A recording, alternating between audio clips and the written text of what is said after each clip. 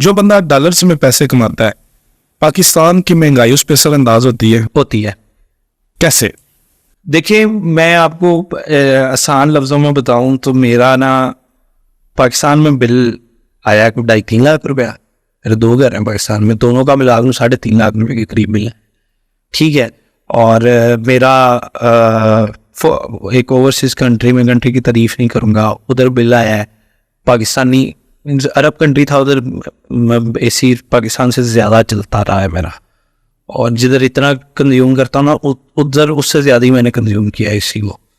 उधर मेरा बिल पाकिस्तानी 70 के 80 हज़ार रुपया से। तो वो तो इस हवाले से हम कह रहे हैं। वैसे अब जो पाकिस्तान में रह के रुपीस कमा रहे हैं, मैं उन दोनों में बहुत फ़र्क है, बहुत फ़र्क है। लेकिन कुछ चीज़ें इधर बहुत महंगी हैं। अब एक गाड़ी में जो इधर 1 करोड़ की खरीद रहा हूँ, अगर मैं जिस मुल्क से डॉलर लेके आ रहा हूँ उधर खरीदूँ तो वो 25 लाख की है। उधर बाइंग पावर डॉलर वाले को भी इम्पैक्ट करती है।